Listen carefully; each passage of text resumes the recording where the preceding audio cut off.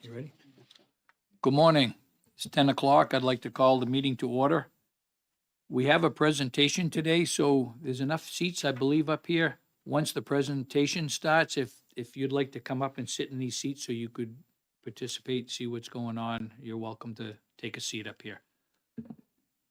I'd like to ask Matt Mayberry if you could lead us in the Pledge of Allegiance. I pledge allegiance to the flag of the United States of America and to the republic for which it stands, one nation, under God, indivisible, with liberty and justice for all. Thank you.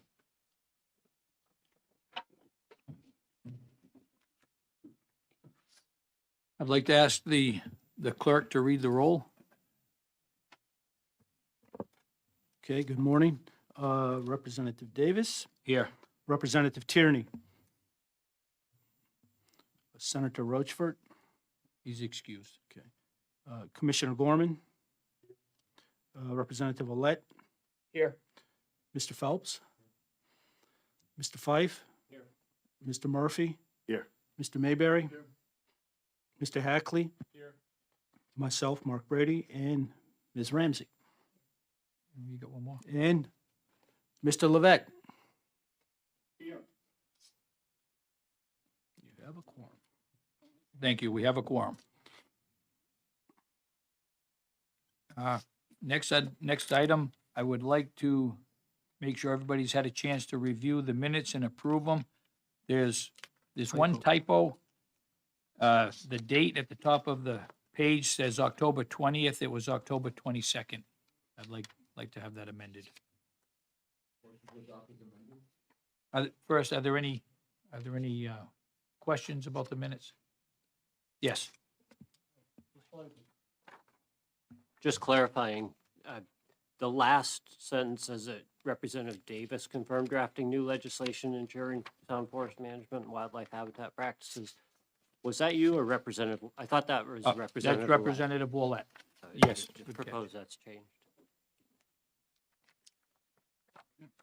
Thank you. Now I'd ask for a motion. Do I have a second? Second. Thank you. I have a motion and a second. All those in favor? Aye. Opposed? Motion carries.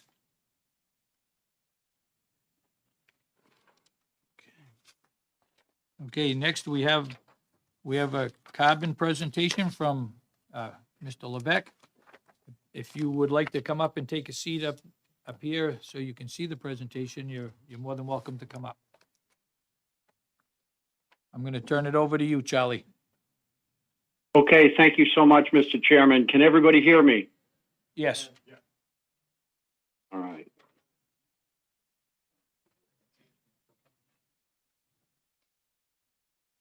Is the presentation up there? Can you Yes. see it? Yep. Okay, great. I'm assuming that the members of the commission have paper copies of this. I will say that there's a lot of information in this. We'll only do it one time. And I apologize, we probably should have done it at the last meeting in October, but we're getting to it now. I think there'll be a lot of information in here that will be helpful for the deliberations of the commission as we go on. And you'll see that I'm not going to go in depth on a number of these slides that have a lot of information on it. The intent was that you have them there before you, and you can study them later if you want to. And Mr. Chairman, I would suggest that if there's a question about a particular slide, that we sort of get to it right when we're there rather than waiting till the end, because it'll get complicated to kind of swing back, if that's okay with you. That's fine. And if somebody does have a question, if they just want to get my attention.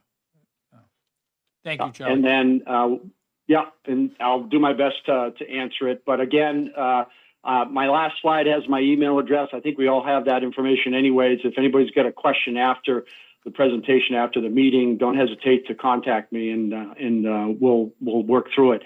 So we're going to talk about forest carbon offset markets, but we get some background stuff I wanted to cover briefly before we do that, because you can't understand what's going on in the forest carbon offset markets until you understand a little bit about forest carbon science, and you really should know also about some of the techniques that forest managers are using in order to generate and sequester more carbon on forest property. So here's the outline. We'll touch on a little bit of science, a little bit of forest management, and then we'll take a deep dive into the actual forest carbon offset markets, which is a key subject for the commission. I'll do some background on how it all works and the players involved, talk about some status and trends going on in the markets because they're significant, and I'll talk about two categories kind of markets for larger landowners and for smaller family forest owners. And this big thing that is these days called quality forest carbon offset credits. And then lastly, just touch on briefly the fact that there are some alternatives, at least for smaller landowners, when it comes to forest carbon and selling credits. So a lot of this information has been developed through something that originally was called the Securing Northeast Forest Carbon program that I helped found with Patrick Hackley and his colleagues, the state foresters in the Northeast, through the Northeast State Foresters Association. It was funded by the USDA Forest Service. It's morphed into an alliance of 7 states, the New England states and New York, now called the Northeast Forest Carbon and Climate Partnership. But the key take home from this slide is that website. Everything you want to know about forest carbon is on this website, northeastforestcarbon.org. And it's a wealth of information that got collected starting when we started the program 5 years ago. So I just wanted to point that out. That should be up in your browser if you want to dig deep on some of this stuff. So here we go, a little bit about forest carbon science. Many of the slides that are in here come from one of the premier experts on forest carbon and climate forestry, Dr. Alexandra Kasiba, who is the University of Vermont Extension forester and was integral to the effort that we had under Securing Northeast Forest Carbon. So first, we're going to be talking about a specific pool of carbon on the planet in this presentation, but you need to know that there are other pools of carbon that exist on the planet, and carbon goes from one pool to another. We're going to be talking about the biogenic one, the live plant part of this diagram here. But understand there's carbon in soils. I'll talk about that a little bit later. And obviously there's carbon in the atmosphere, and that's why we're really talking about this, but in the geologic formation of the earth as well. But the biggest carbon pool we have on the planet is actually in the ocean. We're not going to talk about the ocean pool in this presentation. Just understand that the biogenic carbon, the live plant side of things, is small relative to these others. So it's helpful to put in perspective. Just want to touch very briefly on the greenhouse effect because this is all about climate change. We wouldn't be talking about any of this stuff if it weren't for this phenomenon that's going on. And just understand that the greenhouse effect is essential in order for us to keep a planet that is warm enough to be habitable by us. And the issue here is simply that the amount of greenhouse gases that has gotten in the atmosphere in recent centuries has increased so that it's keeping more of the heat and changing the climate on the planet. And these diagrams Charlie. are essential. Charlie. Yep. We have a couple of questions. If you can go back one slide, Okay. please. Yep. Thank you, Chairman. It's actually not a question. It's for our guests, and it may be unprecedented. Should we invite them to sit on this side so they can actually see the presentation Yeah, also? they've all been invited If you they'd wish. like to. Okay. All right. Thank you, Chairman. Yep. Sorry, Charlie. Any other questions? No, that's okay. Okay. Thank you, Charlie. Okay, very good. So a couple of graphs here are really essential. The one on the right really kind of struck me when I first saw it about 10 years ago. But here's what's going on the planet on the graph on the left. You see kind of a brown-orange line, and the brown-orange line is the concentration of carbon dioxide in the atmosphere starting in 1750. And you'll notice that as we went through the Industrial Revolution and a lot of stuff started coming out of smokestacks in manufacturing plants and power plants, that line goes up. So that's the overall amount of CO2 in the atmosphere. And remember, when we talk about greenhouse gases, they're not just carbon dioxide, but carbon dioxide is the main greenhouse gas. So we're really focused on that. Methane is a very powerful greenhouse gas. There's very little of it. It does worse things to the atmosphere than carbon dioxide, but there's not that much of it. So we're primarily talking about CO2, and that's why we're talking about carbon here. The blue line on the graph on the left is the annual emissions on the planet of carbon dioxide. You can see how they've increased over time. And again, the cumulative effect is in that brown-orange line. But the two graphs on the right are the real key ones that struck me many years ago in terms of the relationship between carbon dioxide and temperature on the planet. So what these are showing are data that come from ice core science. And if you've ever heard of it, they drill down way into the glaciers in the North and South Poles. This is from Antarctica, from the South Pole. They drill through there, and in all the tiny bubbles and in the ice itself, they're able to gather all kinds of information about what happened in the past on the planet. So this graph here is showing what's happened since 800,000 years ago, which is kind of mind-boggling. Almost 1 million years ago, we have that data from these ice cores. Here's what it shows very simply. The top one, they're able to measure the carbon dioxide levels in parts per million, the way we do it now, from the tiny air pockets that are in the ice cores. And you can see a graph that goes up and down over time until we got to the graph on the left, which is the Industrial Revolution time. All of these changes were natural. They were a result of sun cycles and a whole bunch of other natural phenomenon. But the key take home from these two graphs is not that really. What it is you'll notice that the graph on the bottom, which shows the temperature in Antarctica over that same time period, absolutely mirrors the CO2 concentrations during that time period. So there's a direct link between CO2 and greenhouse gases in the atmosphere and temperature. That's the point of this one. And it really says unequivocally that there is a direct relationship. And so when we put more greenhouse gases in the atmosphere, which is only logical because we're trapping more heat that the sun provides, then the temperature will go up and climate will change. So here's some key terminology around the carbon phenomenon and carbon markets in science.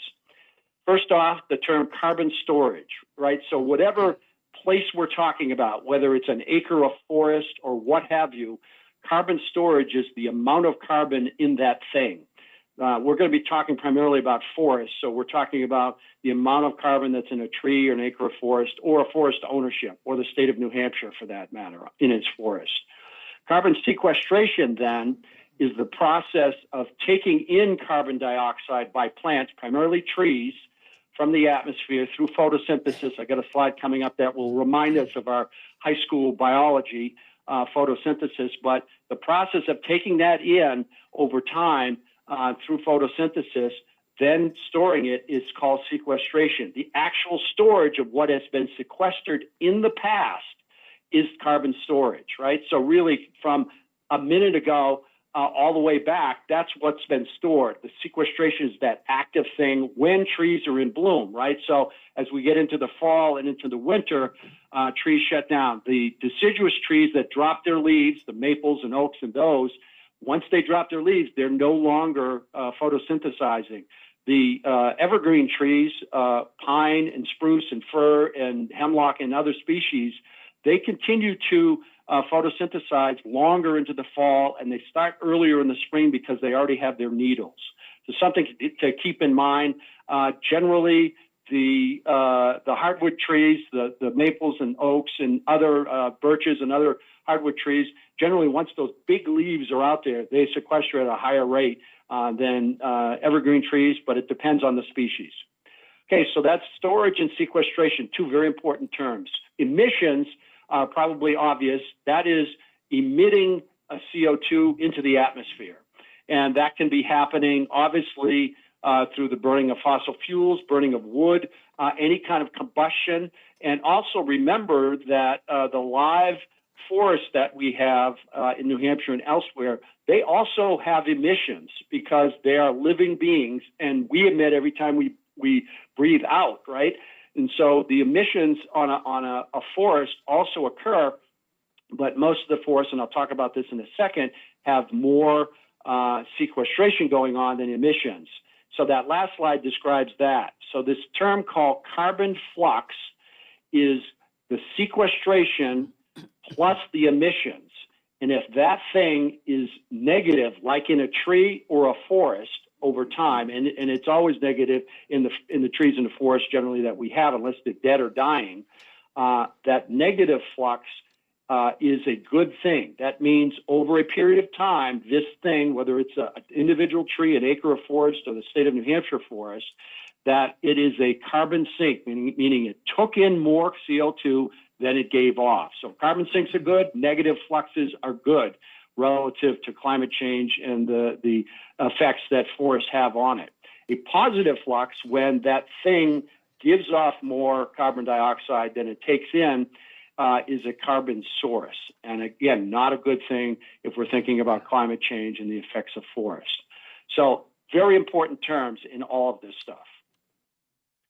And so getting down to that high school biology photosynthesis, if you remember, trees, and this is for all plants, Charlie. but because we have so many, yeah, go ahead. Can I get you to hold on for 1 second? Yes.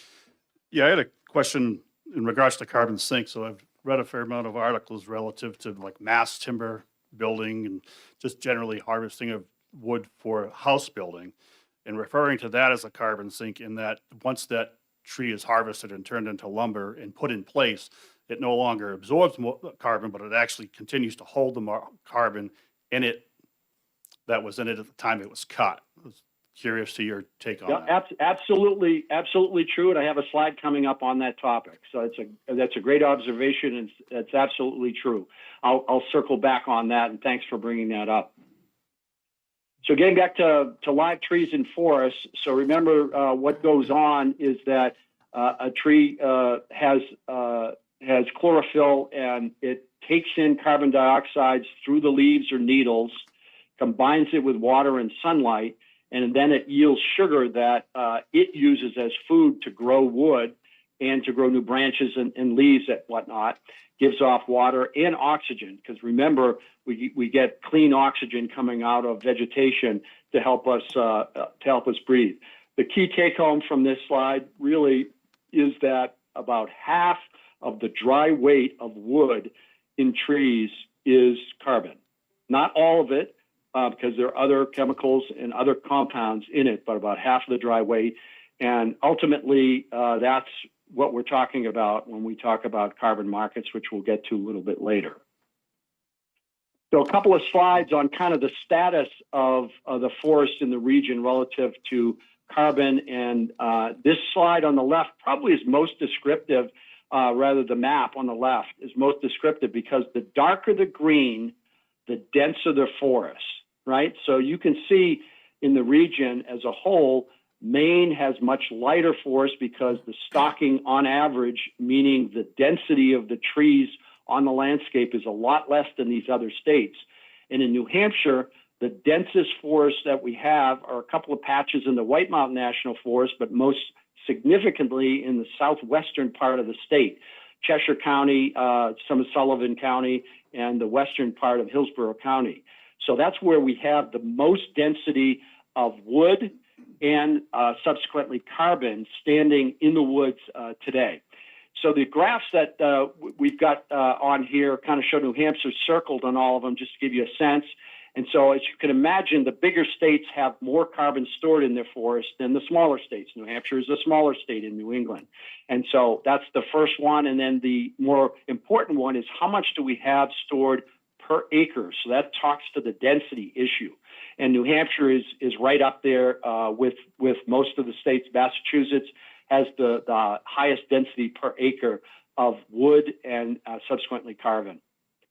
So these three graphs, again, I won't try to confuse it, but just know that the sequestration part is frankly the more important part. As long as you keep what you have stored when it comes to the powers of forests to ameliorate climate change, the sequestration is the most important thing.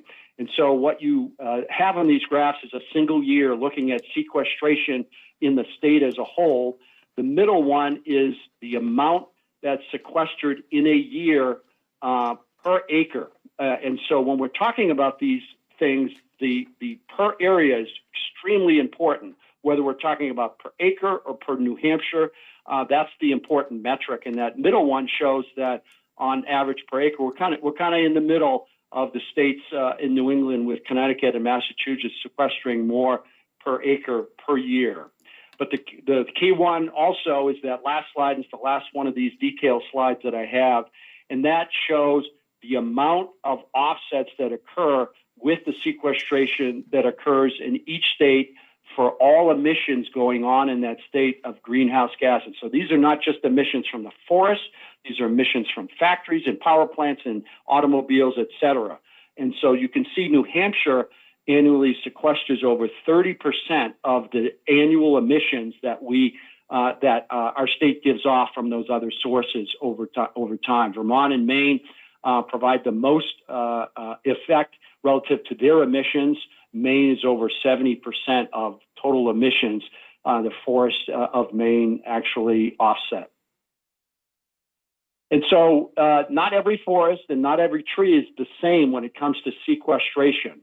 And so there are many factors, both species, but even within species, you have climate factors about where they're growing, the moisture that's there, temperature, length of growing season.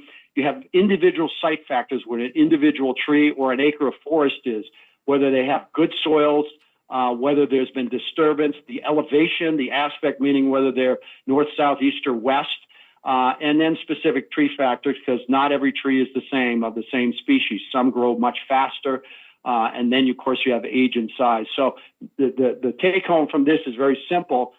Whether a forest is a sink or not depends on the balance between uptake and release, as I said before. But within that, there are a lot of factors that affect an individual tree, an acre of forest, and the forest in the state as a whole. So we're fortunate that we are not getting what you see on the left here, but I don't have to tell anybody in the room. I suspect that, especially in the recent decade and before that, but especially in the recent decade, the forest fire situation, particularly west of the Mississippi, is out of control. And so today, the states in the east of the Mississippi, all of the states east of the Mississippi, the forests themselves, not the emissions from non-forest sources, but the forests themselves are all carbon sinks. Not so in the West. When you get into the Western states, there are 7 or 8 states, there may be more now, that the forest itself is a carbon source, right? It's a source, meaning that over a given period of time, the forest in those states are giving off more emissions, greenhouse gas emissions, carbon dioxide emissions, through the burning of those forests than they are taking in through sequestration, through photosynthesis. So that's a huge phenomenon. But in the East, and of course in New Hampshire, we're in good shape in that regard. And so remember now, as we drill down just a little bit deeper, and this is starting to get to some important information for carbon markets, within the forest itself, there are different forest carbon pools.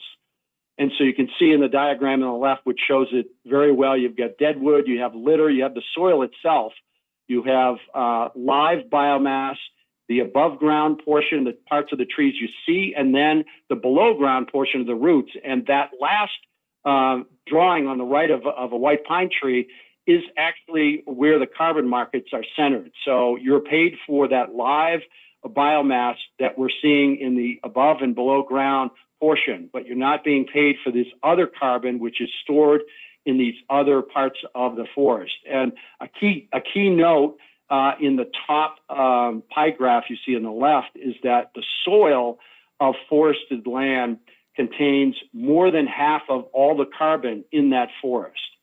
We're not buying and selling the soil carbon in the marketplace, at least not yet, but the soils have a tremendous amount of carbon stored in them.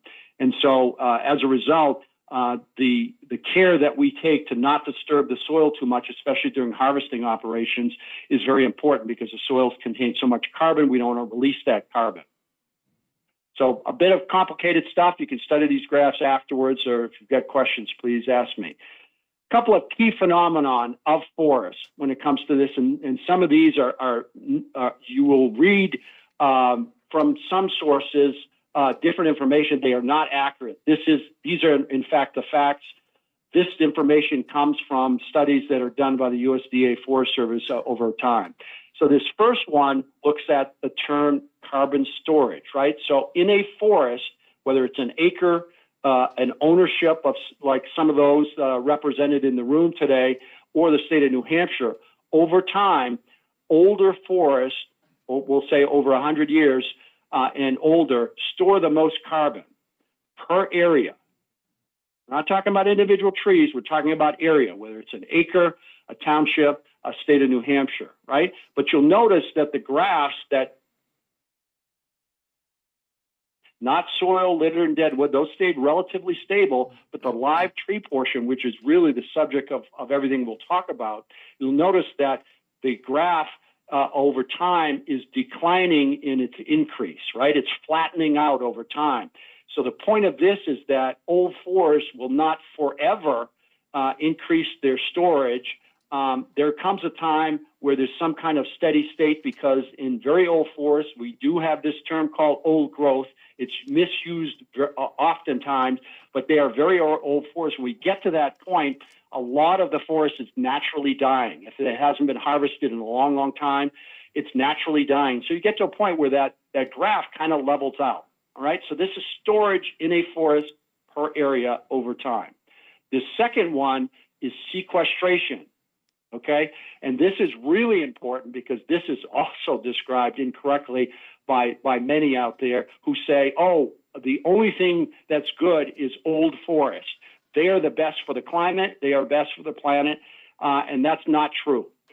We need old forest, and we need the carbon stored in those forests to remain stored, whether it's standing in the tree or, as somebody mentioned, harvested and kept in solid wood products because it continues to stay stored. But the key factor here is what's being sequestered over time. And what this graph shows, remember I talked about flux, a negative flux. Well, you will see that bump that goes way down below, and that's the live tree total. And the bump that goes way down low is that negative flux, remember, which is a good thing. It's counterintuitive, but it's a good thing. And this shows very simply that younger forests in the 25 to 70-year-old range in New Hampshire sequester the most carbon per area per time period, whether it's a year, 5 years, 10 years, what have you. Very important concept, right? So those big old forests are great because we got carbon stored. We don't want to release that to the atmosphere. If we had a fire in those and they're all burned, all that carbon gets released. But in the end, that older forest is not sequestering the most per area per unit of time. It's a younger forest in this range. Now, when we do cut, let's say we cut a patch of an acre of forest, so there are no trees left on it. In New Hampshire, we're blessed because that forest regenerates naturally. And during that regeneration period, it takes a number of years before that acre of forest is actually sequestering more than it's giving off as a natural forest. So that's why when it gets to the point of, say, 25 years, and this is really general, but if you can think of a forest that has trees that are possibly in the 3-inch diameter range, 4 or 5 inch, somewhere in there, depending on the species, when you get a forest that has naturally regenerated in that size class, if you were to be up in a helicopter looking down on that forest, you will see that every space in that forest is covered with leaves or needles. That's different than an older forest that has big gaps where there are not leaves and needles. And so the younger forest has tremendous sequestration power because it is doing the photosynthesis thing in leaves that are basically covering the whole surface of that acre, right? So that's why younger forests are sequestering more per acre than an older forest. And again, didn't want to belabor this, but this stuff gets wrong all the time. I read about it all the time. It's a really important concept. So the graph on the right is the one we just looked at, the first graph of carbon storage. That's a forest over time. You can see, again, it's increasing in carbon stored in a particular forest over time, and it's a flattening curve. An individual tree, however, if it keeps growing and gets bigger, actually increases its carbon uptake, its CO2 uptake through photosynthesis in what we call a logarithmic curve. So that's going the opposite way. It's an increasing curve over time. So the graph there shows that, and the trees down below simply show that a tree twice the size of that smaller one has more than twice the amount of carbon stored because it's increasing the number of leaves it has and increasing the amount of sequestration that occurs. So here's your slide that shows the important concept that was discussed before, which is, in fact, if we harvest trees and we put them into solid wood products, it's very important that we're talking about solid wood products because remember, and I have wood stoves in my house, so I burn wood. But when we burn that wood, we do release the CO2 that's in it. We need wood to burn. It's a good way to heat buildings, but we do in fact release that. If we make paper out of it, that paper lasts for a short period of time. It's still better than burning it because sometimes that paper ends up going in a landfill and may not get released at all. But the most important product that we have when it comes to storage of carbon is the solid wood products, like what you see in that photograph in a house under construction. All that solid wood, we know how long houses last, right? As long as that wood stays in the house, it's being stored. And, we have houses, of course, in New England and New Hampshire that were built in the 1700s. So we know that it can be stored in that form for hundreds of years. A really important concept. But remember, when we cut a tree, not all of that tree goes into solid wood products. In fact, many trees are of low quality and can't go into any solid products. So it's also not correct to say it's okay to cut trees because all of that wood will get stored. That's not correct. Some of it will, but if you know anything about timber harvesting, even on properties that are well managed and have high quality trees, a high percentage of the trees that get harvested do not go into solid wood products. So important concept, also confusing.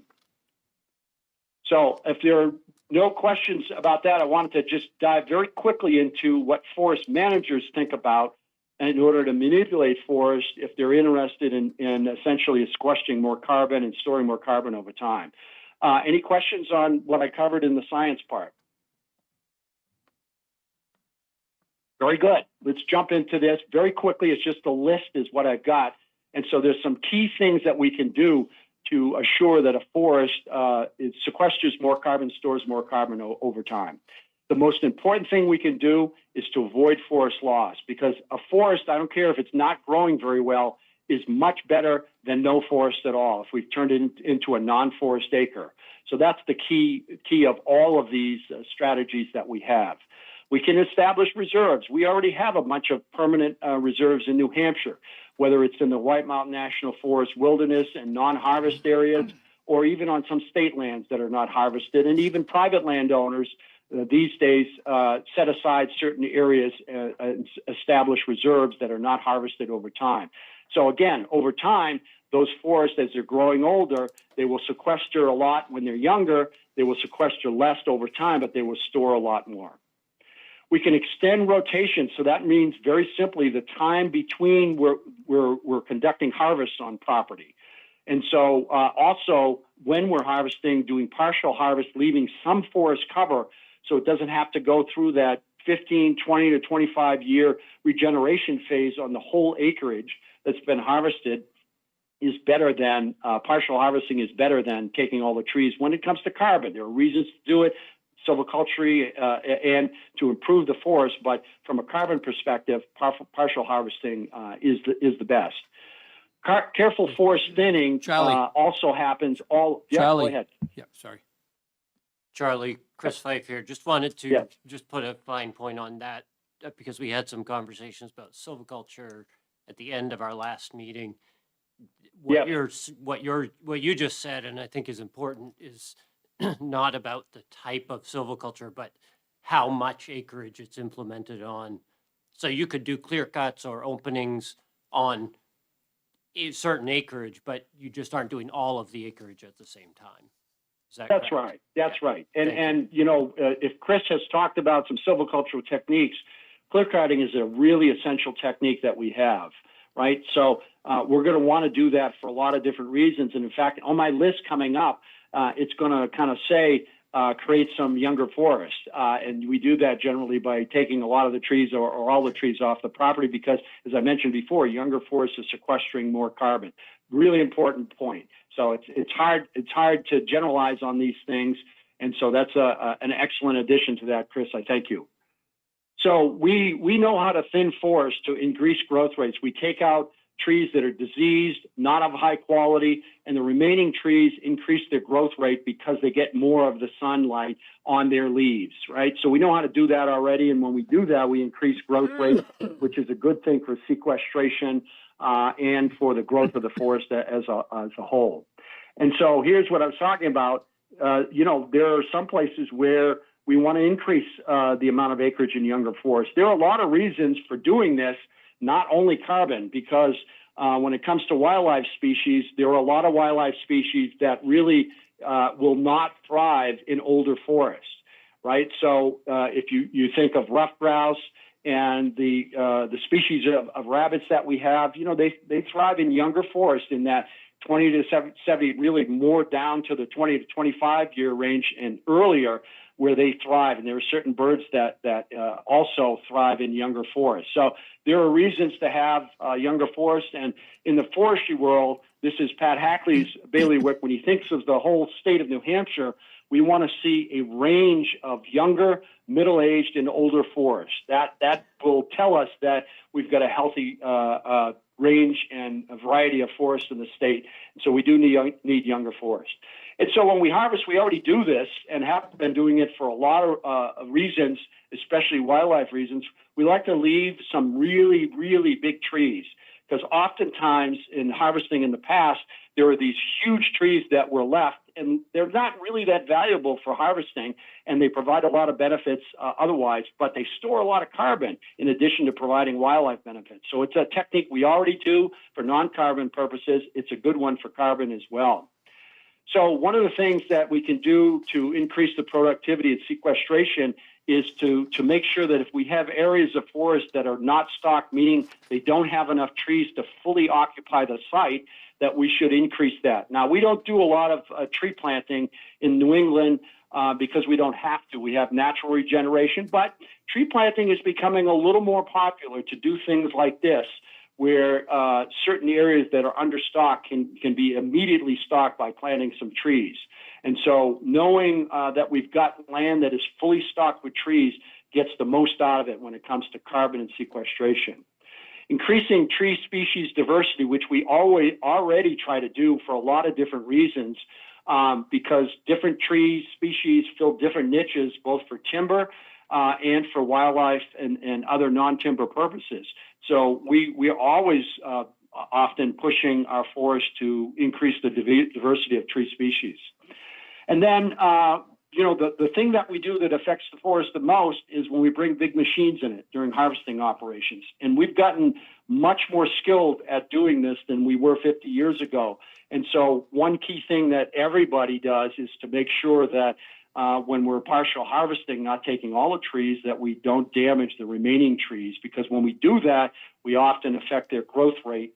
Sometimes it basically sends a particular tree on a trajectory to mortality if we damage it too much. So we're very careful about that now. It has a lot of benefits beyond carbon, but it's important for carbon. And then I mentioned soil before.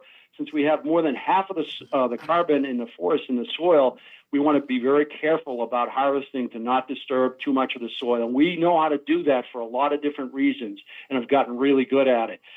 You know, that's why we often harvest in the wintertime when the ground is frozen, but we know how to do this even in the summertime when the ground, you know, is dry. We try not to harvest when it gets very wet because we're releasing some soil which may go downstream, and that's the kind of the release of carbon that can occur. So we know how to do that as well. We have best management practices, and all of that is designed to protect the soil, which is obviously the key component of the forest to grow trees. And I talked about this before. And the more we can grow high quality trees in the forest, which is what forest managers want to do anyways because they're valuable, the more we can put them in what we call durable wood products. Those are boards and timbers, solid wood products that can last for hundreds of years and store carbon over that time period. And something very new to forestry and timber harvesting is we're looking carefully at the machinery that we have all the way from in the woods all the way to the mill to reduce the amount of fossil fuels we're using. I mean, the forest products industry in the woods runs on diesel fuel. Not a bad thing, but the machines that are out there are much more efficient in burning that diesel fuel today than they were 25 years ago. And there is a lot of research going on and some use of electric machines in the forest that is starting to go on. Not saying it's going to take it over, but we're looking at that for all kinds of reasons, including reducing emissions. So there's a quick forest management overview of some key things that managers think about when we think about carbon. This graph, I don't ask you to look what's on it because it has one take home. The folks in Maine, because they had a big commission looking at these issues of forest carbon and markets and so forth, they kind of looked at all the things I just talked about and said, which one gives you the biggest bang for the buck out of all of these things when it comes to sequestering carbon and doing well by climate? And there's a clear winner, and it's over to the right, and it says avoid forest loss. That was the first one I listed there, and that costs the least amount of money and provides the most benefit. Not that these other things aren't valuable, they are, but that one is the most. So anything we can do to keep forests in forest is a real win when it comes to climate change and sequestering and storing carbon. Okay, here's where we're going to start the carbon offset market discussion, which is the core, probably where you want to go. But I think what we covered there is really valuable to have as background information. Many of you probably know that what this is all about is we have, whether it's stable sources of emissions from factories or power plants or mobile sources from vehicles on the road, we are emitting greenhouse gases all across the planet. And through voluntary actions of those emitters, and you know, we're all emitters, any of us who burn fossil fuels or burn wood, we're emitters, from actions from all of us and from the big emitters in factories and in power plants, the trend is to reduce those emissions at the source, right? But we can't eliminate them. We need to burn fossil fuels. We need to burn wood for various reasons. And so one of the ways that has come up to, in fact, offset those emissions that are occurring is this concept of carbon credits. Remember, I'm saying carbon credits, not forest carbon credits, because carbon credits is an overall category. Forest carbon credits are a subset of that. You'll notice the diagram on the left is showing a windmill for a reason. So renewable energy is part of the solution and generates carbon credits. So we're focused on forests because it's a natural way to do it. And that's really where the bulk of the carbon credits are generated from, the forest sector. But we have other kinds of carbon credits that are generated as well. We're not going to talk about those, but that is the phenomenon of which this is all about and why carbon credits have developed a market value, simply because of the interest in reducing emissions, whether it's regulatory, which I'll talk about in a minute, or voluntary. So on the forestry side, which is what we're talking about here, there are really kind of three categories of projects that generate forest carbon offset credits. There's afforestation or reforestation. That's where you have no forest on the land and you generally plant trees, right? So that's a clear change, right? When you do that, you may have had grasses on that land, but they don't generate nearly as much sequestration as a forest will when it grows. There are not that many projects out there that are afforestation or reforestation in nature. There are some, but not that many. The second one is avoided conversion. This is a real hard one to actually get your arms around because this is saying, okay, this acre is going to be converted from a forest to a non-forest, whether it's a house or a factory or a parking lot, what have you. And avoiding that can generate offsets. Again, not a whole lot of action goes along in that sector of the forestry side. Where all the action is in box 3.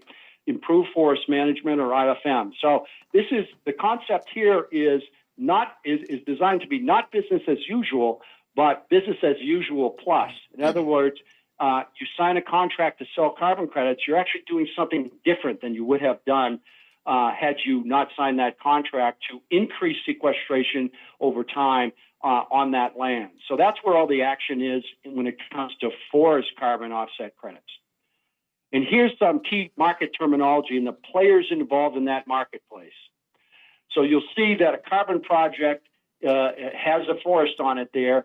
A carbon project is a defined forest on planet Earth, right? We know the boundaries of it, and through inventory methods, we actually know how much carbon is on it as well. That's the project itself. But to get a landowner to that point, most times, and Chris Fife can tell you about some instances in terms of his company, and there are a few that have done it, have not used carbon developers, but there is an intermediate company, most of the time they're for-profit companies, sometimes they're nonprofits, who help landowners develop a project that meets a standard. And the standards are developed by the carbon registries, that purple block, right? So they are the ones not only that keep track of how many carbon credits are generated and provide the marketplace from which they can be bought and sold, they also set the standards. Now with some international oversight, which I'll talk about, but ultimately the carbon developers are helping the landowner put a project together that meets the standard of the registry. And then ultimately, once the project is together, you have these virtual markets, and buyers and sellers can connect in order to come together on a deal to sell the carbon that was put together by the developer for the landowner or with the landowner, meeting the standards of the registry. And then it's very key to understand, and some of you already know this, there are two main types of carbon markets. And remember, I'm saying carbon markets, not forest carbon markets. Forest carbon markets are a subset of the carbon markets, but they're all part of this. There is the market that we call the compliance market, and that's a 100-year plus commitment. To date in New Hampshire, the only compliance market that has been available has been the one that is created through California law, developed under the Air Resources Board in California. They have what they now call a cap and invest program, which essentially affects the power plants and the factories that are of a certain size that emit greenhouse gases. And those entities over time, under the cap and invest program, under state law, they have to reduce those emissions over time. And for part of that reduction, they can in fact purchase carbon credits that meet the standards of the Air Resources Board. And we do have some in New Hampshire that are in that marketplace. But most of the action these days is not there. California has decided that it really does not want to favor projects that are outside of the state of California, just as Washington state has done. Washington has a new program that's only a couple years old that's mirrored on California's. And in Washington state, under their cap and invest program, projects must be located in the state of Washington. And so in the rest of the marketplace is this thing we call the voluntary marketplace. So the buyers in the voluntary marketplace don't have to do this. They're not required by law, and so far they're not regulated, whether it's in the United States or elsewhere. And so the commitments there are generally 40 years plus or minus.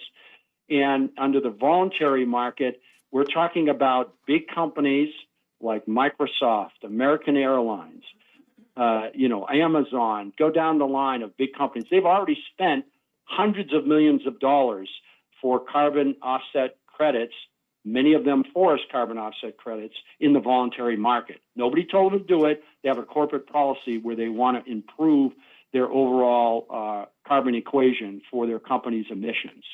Two kinds of markets.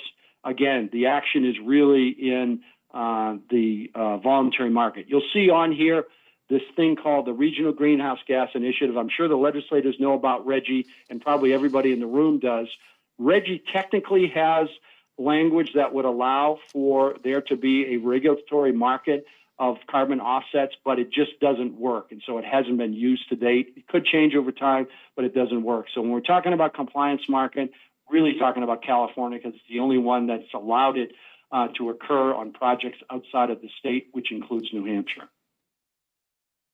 This marketplace is worth a lot of money. We're talking about billions of dollars are spent each year. And I've got some information that's showing on the voluntary side, side of the market, we've got some hiccups going on. But the point is, there's a lot of money being spent both in the compliance market and in the voluntary market, and will continue to be the place.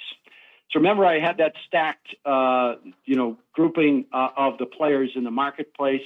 Here's a showing of most of the registries. The Air Resources Board and the compliance market has its own registry, but the key ones in the voluntary market are the last two on the right, the American Carbon Registry and Vera with their verified carbon standard. And so, there aren't hundreds of these registries. There are very few, and they're following standards that initially they developed, but now there's third-party oversight, and I'll get to that in a little bit, in terms of making sure that these projects mean something when in fact they're executed. So let's talk a little bit about the status and trends in forest carbon markets. This is worldwide, and this is just looking at the registry volumes, just to show you that not all the registries do all the business. The VCS one, the one that was on the right in the previous one, is the biggest one. And then the other markets are shown there. The registries are shown there. Gold standard is not that popular in this side of the world, but it is elsewhere and is the second most in terms of volume. But all these registries get used. They all have standards, and that's the key take-home. But this is also very enlightening, because this is looking at 22 and 23 data. I don't have the 24 in here. And this is showing that there has been really more action in carbon offset markets. And remember, I'm saying carbon, not just forest. Forests are a major part, the major part of all these markets. But you'll see that in Asia and Latin America, there's been more action, and also Africa and North America over time. It's just they kind of started earlier than in North America, and they continue that way. So what do the registries really do in their standards? They really kind of define what these 5 terms. In other words, first, it's real.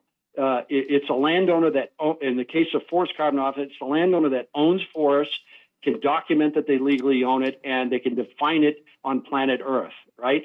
Like with a deed and other information.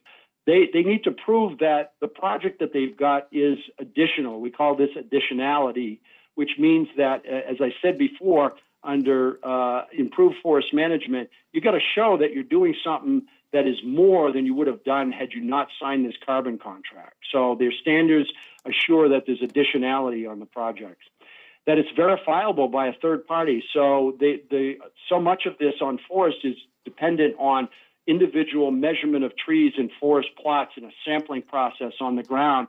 They bring in third-party verifiers to make sure all the data that is used to generate the numbers that show how many credits can be sold can be verified by a third party from the company and the company's developer, if they have a developer involved.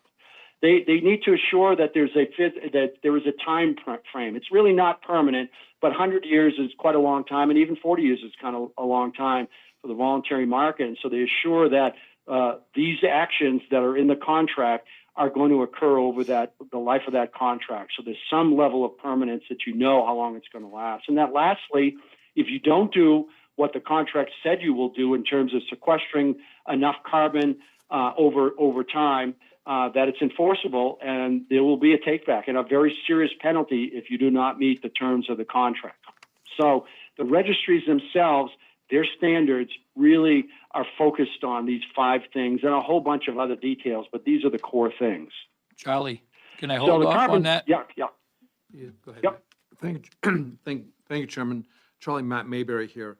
Can a Yes. U.S. company or a U.S. registry buy carbon offsets internationally, or does it have to stay within the continental U.S.? You're talking about where they are sourcing the carbon they want to buy. They can Yes. buy it anywhere in the world Okay. on any of the registries. Okay. Yeah, we're not limited to that. That's why I said, in the voluntary market, there's really no regulation of that at this point. I'm not saying it's not going to go there. There's been talk about that, but not during this administration, the previous administration. And so right now, really, a company that is interested in spending money to purchase carbon offsets can do so really kind of anywhere from any of the registries that we talked about. And remember, in the voluntary market, nobody says you actually have to use a registry. right? Nobody says that you have to actually use their rules. So if there is a buyer and seller who can get together and agree on a contract just between those two parties, where the owner of the forest agrees to do certain things over a time period, and this buyer agrees to pay so much for that, they can do it. Nothing's preventing them from doing it. Not a lot of that goes on because it's a very complicated thing, but some of that has gone on.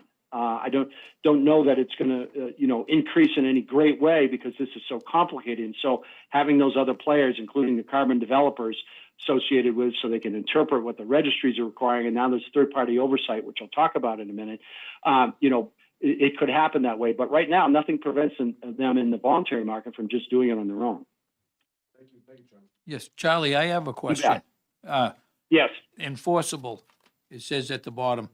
Do you happen to know Yeah. what the penalty is? Let's say I had land in a carbon project and I wanted to take it out. Do you know what the penalty is for that? I can't quote you a number because it can be very different from contract to contract and from developer to developer, because the developer contract with the landowner is where all this stuff is defined. Again, the developer is putting a project to meet the standard of the registry, but the developer will have in their contract whatever enforceable penalties that they believe would allow them to recoup all the costs that they put into a project. It will be substantial. What we can say for sure, it's going to be more than the landowner received for selling carbon credits over that time period, right? Because the penalty is going to be, you pay back what you got plus more. So that much we know. I mean, I've heard of big numbers. There's some people in the room may have actual numbers that they can share with you, but it's more than they got, that's for sure. And so the penalty part of this is a real serious deterrent from not doing what the contract said. So when you sign up for a 40 or 100-year contract, chances are you're going to do it, because if you don't, it's going to be a really big hit on the bottom line. And so not that it hasn't happened, but it's not the norm by any means. Right, thank you. Chairman, Yep. So jump into carbon. Charlie, another one more. question? Eric Yeah. Murphy from the New Hampshire Retail Lumber Association again. One of the key requirements was additional. So the question is, are we suggesting that by signing up for one of these offsets that you're changing the way that you have to manage the forest? So you actually, in order to be additional, it sounds like you have to change something in the way that you would have typically managed that forest. You are supposed to. That's the whole concept of additionality. It's not business as usual. Now, having said that, I can point you to probably 100 articles where people have done the deep dive on individual projects.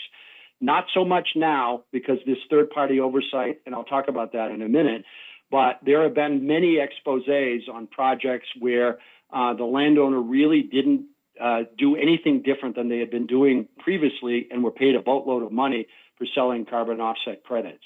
So, that has happened in the past. I'm not saying it doesn't continue to happen, but with the third-party oversight that's occurring of the registries by other entities, which I'll mention in a minute, much less is supposedly happening than has happened before, because the key thing is this is actually supposed to benefit the planet.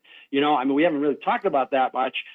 This certainly can benefit a landowner, and it can benefit a buyer if they want to proclaim that they're doing good things. But in the end, is it actually benefiting the planet? Have things changed so that more CO2 is being sequestered? That's the big question, and that's the additionality question, which clearly has been violated in the past and is well documented. Right, I got one more question, Charlie. Hey, Charlie, I Of want course. to follow up on Eric's last question. And so if it is requiring a different way for you they want you to change the way you're managing the forest. So I guess my question would be, who are you abrogating that responsibility to?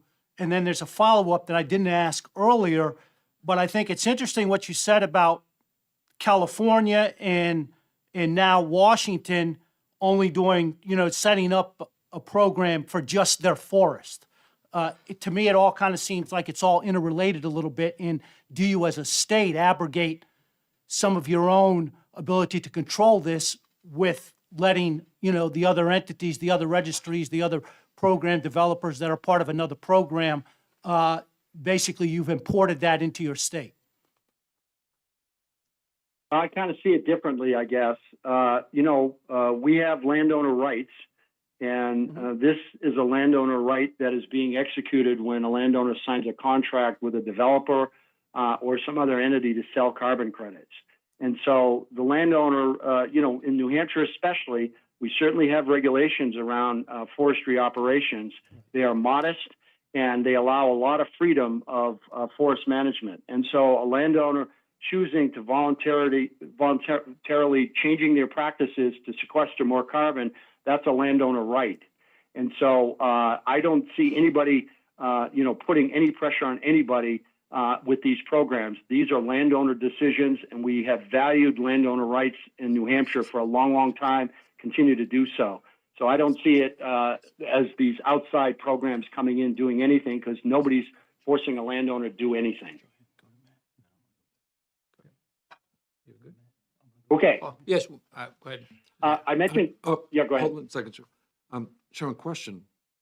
If, it may be a naive question, if you have land in, say, 100 acres in current use, and getting a benefit from the state of New Hampshire on taxation, are you then allowed to also sell the carbon credits to a third-party entity, almost double dipping on the land?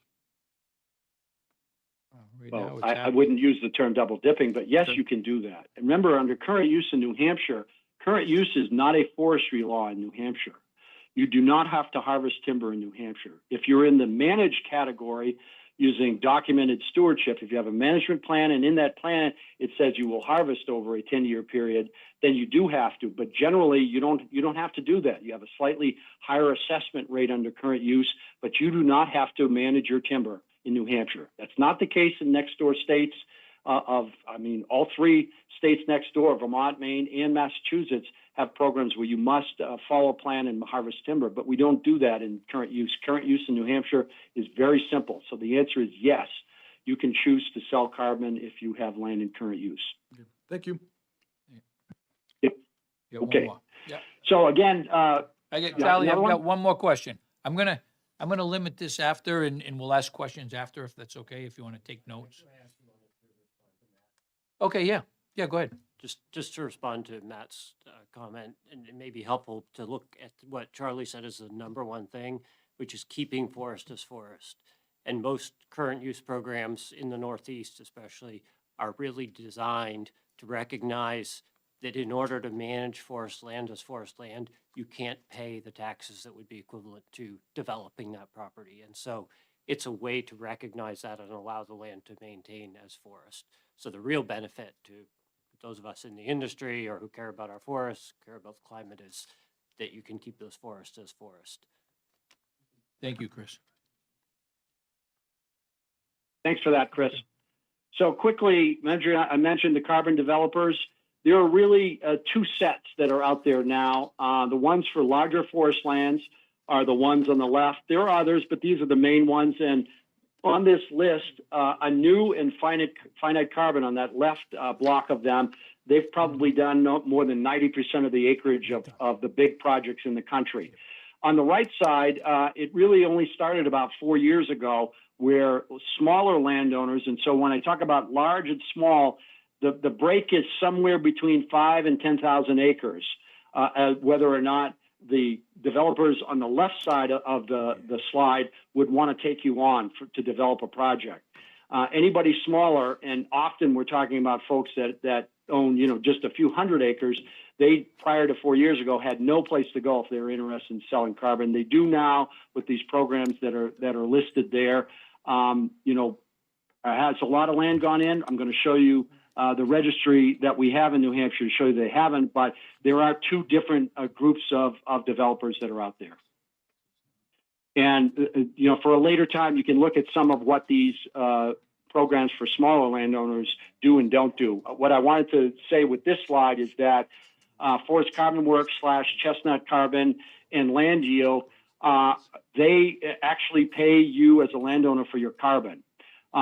Family Forest Carbon Program is a different approach to this, where the program, which is a nonprofit that is a partnership between the Nature Conservancy and the American Forest Foundation. That's the Tree Farm Program organization.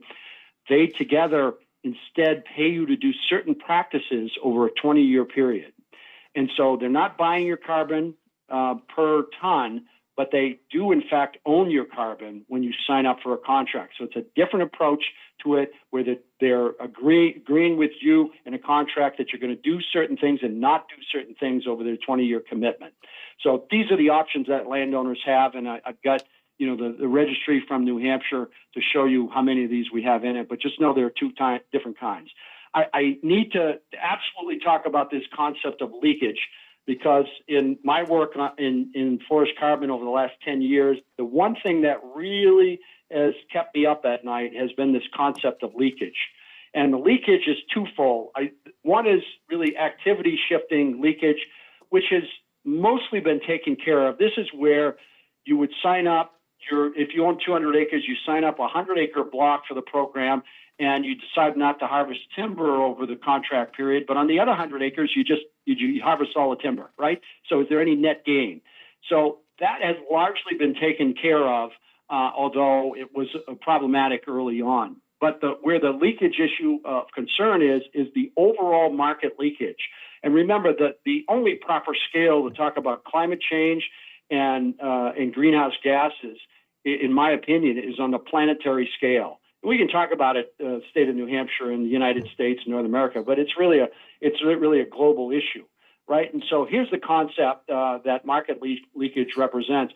It's basically saying, if you were going to harvest timber and you choose not to harvest timber because you've signed a contract or reduce harvest levels, which is much more common than you would have because you signed up for a contract, well, the planet as a whole has a demand for wood products of all sorts.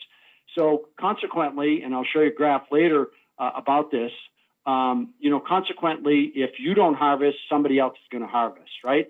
So is there a net benefit to the planet if, in fact, overall harvesting continues at the same rate planet-wide? So just keep that in the back of your mind, this issue of leakage. It's the one that has confused me, and I've had many discussions with experts on this, and it still concerns me. And so in that vein, here's where the forests are on the planet, right? And some key data that is out there, the United Nations Food and Agriculture Organization, no matter what you think of the UN, they have great data gathering agencies there. And they know over time, when they first started keeping track of this around 1960, they know how much wood we're using as a planet for all uses, right? This is for solid wood, this is for paper, this is for fuel. And this graph kind of shows that. And what you see very clearly in the graph is that over time, we are increasingly using more and more wood, right? So this issue of market leakage is a big concern. If we were using less wood over time, it'd be less of concern. But this tells me that every time a landowner who was going to harvest decides not to harvest or reduce harvest levels, they are pushing that harvesting somewhere else on the planet. It's just plain market dynamics, right? So again, the issue of leakage, the programs that are out there, the registries and their rules attempt to get at this issue by making those who are selling credits put some of the credits aside in essentially a bank that doesn't get sold. They generate the credits because they sequester so much carbon. They put them in a bank. It takes care of natural disasters like fires. And it also is supposed to address this issue of market leakage. I question whether it does, but that's my own personal bias. But I just wanted to share that with you. So again, market leakage is the concern. And if we're using more and more wood planet-wide, I can't understand how we cannot be just pushing harvesting somewhere else if, in fact, we've got increasing demand of forest products over time. Okay, shifting gears.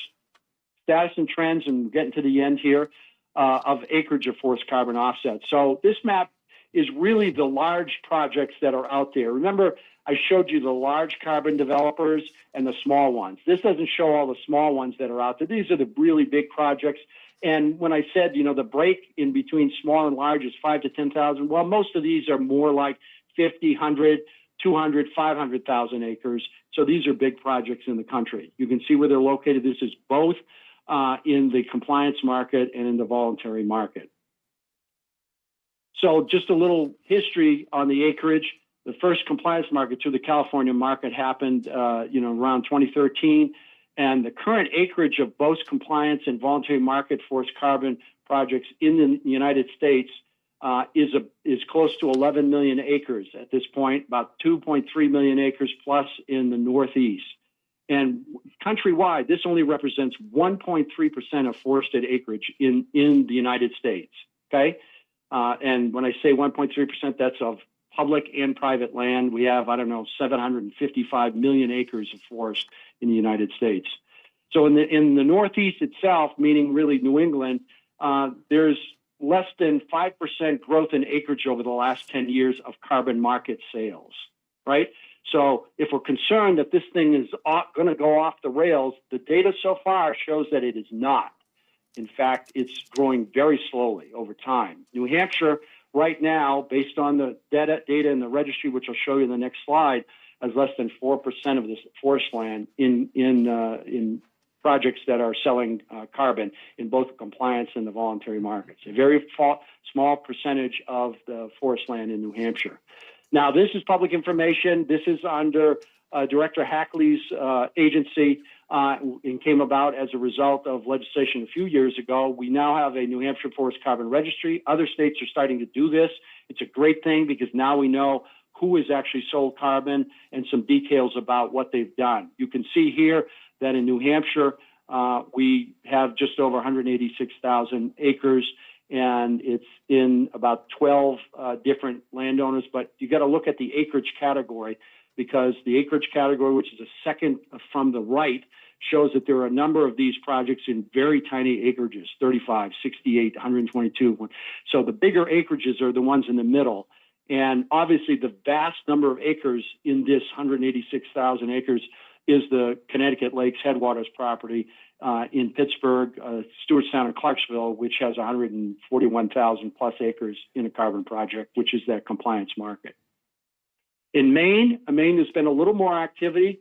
There's close to 1.5 million acres. About 7% of the forest land in Maine is now under these projects. Is it growing? It's not growing a whole lot more than in New Hampshire. And I postulate that, most of the large landowners have had a long time to decide whether they're going to do this or not. And given the prices in the marketplace for their carbon, some have decided to sell.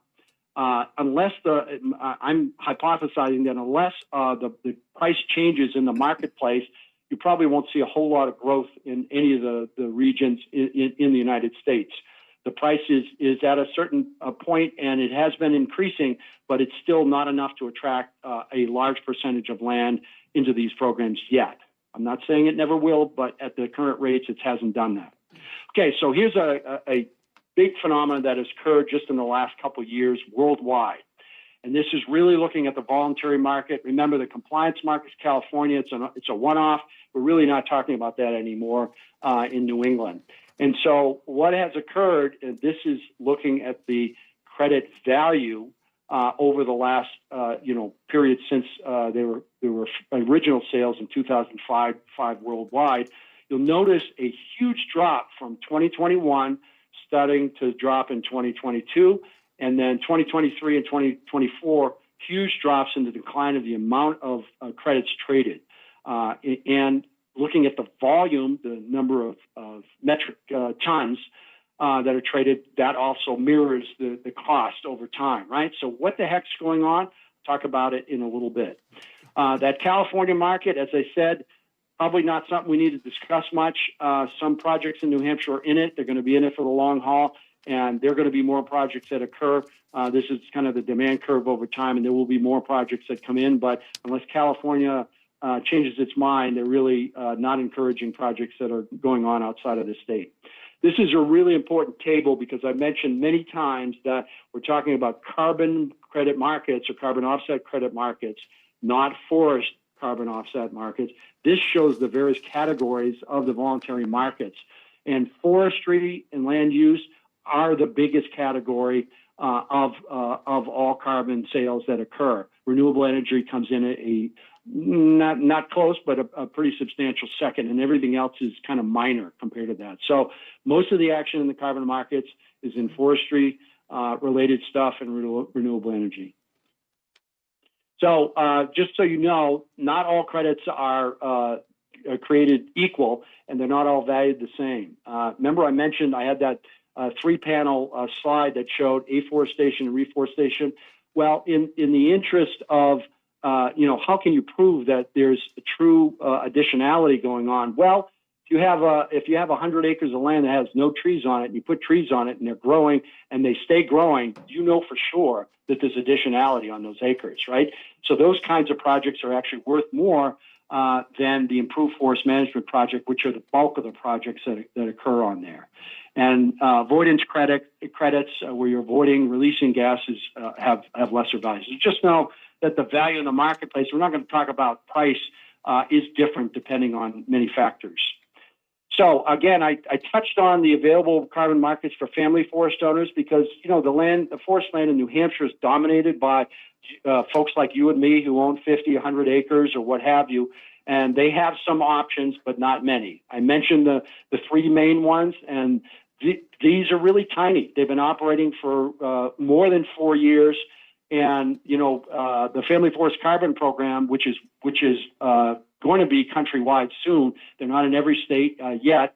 They've only done 140,000 acres in the period that they've been operating. So, again, these are small acreages. The Forest Carbon Works, Chestnut Carbon, which is a private company. The first one is a nonprofit. They haven't done a whole lot of acreage either in land yield, which is really focused on Maine. The last check that I was able to get showed less than 10,000 acres. So these are not huge programs, and I will tell you that unless the market price changes drastically for landowners, you're not going to see huge increases in these.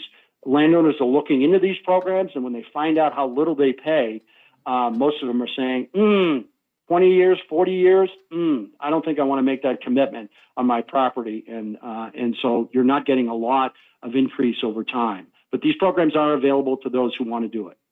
And I mentioned the large landowner carbon offset programs before. So this issue of quality forest carbon offsets, remember I showed you this graph just a second ago. What's going on? So unbelievably to me, those folks, and this is all about the voluntary market, the folks who were spending hundreds of millions of dollars prior to 2022 really were kind of throwing their cash around without a whole lot of oversight in terms of this issue of quality or additionality. Is this project real? Is it actually changing what's going on the planet? And so it took a while for it to happen, but it finally did happen. And starting 2020 and into 2021, an organization was created internationally called the Integrity Council for the Voluntary Carbon Market. And this entity, which is based in Europe, has developed core carbon principles. And while it does not demand that registries follow it, the buyers are demanding it. And so all the registries now are getting to the point where they are meeting the new standards creating by the Integrity Council. And so the concept is really designed to say, we know if this registry is following these core carbon principles, then we can probably be assured that if we're spending our money on these carbon credits, they actually mean something. So it took a long time for that to happen, but this is really on the supply side. And on the demand side, another organization has been created called a Voluntary Carbon Markets Integrity Initiative. And this is essentially those who buy the credits. Think of a Microsoft, right? What claims are they making to the public? Because in the voluntary market, they don't have to do this. But when they purchase these credits, they are saying something about their company publicly. And this is about essentially having a code of practice to make sure they're not overstating what's really going on.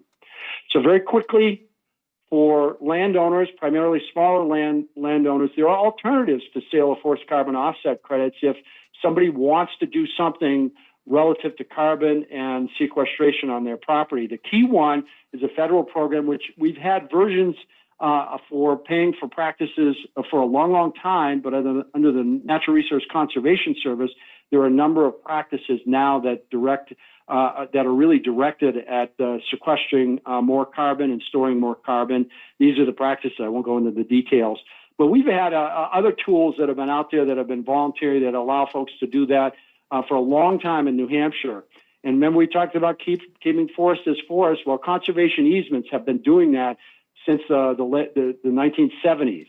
It's a tool that allows landowners to keep their lands in productive use as forestry lands or agricultural lands. And we have a land trust community in the state of New Hampshire through the LCIP, LCHIP, and also through federal money through the Forest Legacy Program has been able to purchase conservation easements. And that is a way to keep forest as forest. If you do nothing else, it's a good thing for carbon and for climate change. And estate planning assures lands or can assure that land will stay in forest, another good practice, which is totally voluntary. I mentioned forest management techniques. If you don't want to do any of that, you want to commit your land to anything, you can still design your management around some of those practices I shared in order to essentially sequester and store more carbon on your property, all voluntary, right? There are a lot of different things you could do, and that's it. And I apologize for going on so long. I'm only going to do this once, but I hope this was helpful.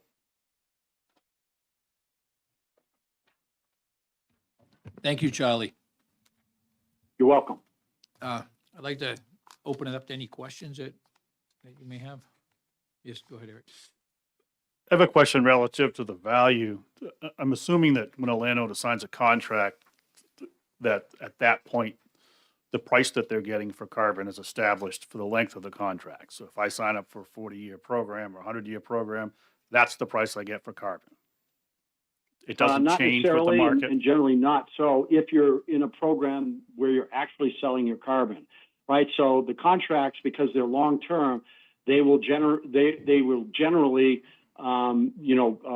take into account the fact that the market's going to change over time. So there'll be escalator clauses and a whole bunch of other things related to market price in those contracts. Again, they're all private contracts. We don't have them to share, to look at. The one program that doesn't do that is the one I talked about for the small landowners called the Family Forest Carbon Program, because that pays for practices, not for carbon. And they have a flat fee that they are paying landowners for certain practices per acre, depending on what the landowners are doing. So again, that price is not based on changing carbon prices. They could change those prices over time, but they are a flat fee for the life of the contract per acre. So the landowner in that case, and it's partly why it's a little more attractive than others, they actually know exactly what they're going to get for the life of the contract. All right. So sorry for the follow-up. So I could have signed a contract in 2017, but in fact be getting 25% less for my carbon today than I was then. Your question is, if the market price goes down, will you get less for your carbon? Is that the question? Essentially, yeah. I just want to understand the value to the landowner. It certainly could happen, but that's not where carbon prices have been going. Okay. They have not been going down. What I showed you was, reductions in essentially the amount of carbon that's being traded because of this issue of concern around quality or lack thereof. And so that doesn't mean that the prices have gone down. In fact, they've increased over time.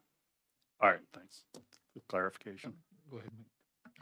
Charles, just a question. It was very interesting to talk about sequestration and carbon storage. And say I own a piece of land that I've managed for many, many years, really trying to get high-grade hardwood, and it's a mature forest, and then I sell it to someone whose their focus is selling carbon sequestration. How will my forest plan or management change? How will it change? Yes. Yeah.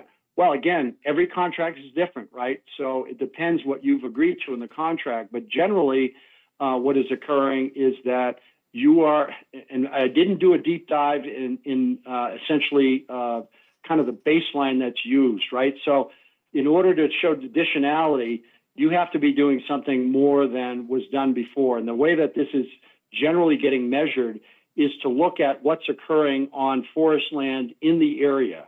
We had, not to get into the weeds too deeply, but we have good data on what's growing in our forest county by county based on something called a forest inventory analysis, which is a USDA Forest Service program that's been around for a long time and essentially measure trees continually around the country so that we have a sense county by county how much is growing. And so these programs usually establish some kind of baseline that says, what is the average timber stocking, carbon stocking on an acre of forest in your county? And where are you relative to that? And then relative to the sequestration, what is the average acre in that county sequestering on an acre in a year? And how are you doing relative to that? Or what will you commit to relative to that baseline? And so the additionality is how much you're doing over that baseline. That's generally how these programs work. So that they can demonstrate additionality. So they're saying, on average, something's happening out on the landscape, you got to do better than that.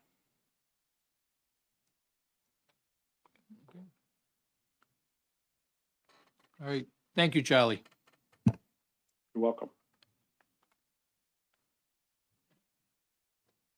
Next item of business, any new business, anything else? Okay, seeing none. Next meeting, I'm gonna be gone for most of December. I'd like to move the next meeting to January, if that's all right with everybody. I apologize for not having a date set. I'm gonna send that, I'll get that out early to everybody. And can I get a motion to adjourn? Second? All those in favor? Hey, thanks, Charlie. My pleasure. I hope to be sitting with you at a future meeting.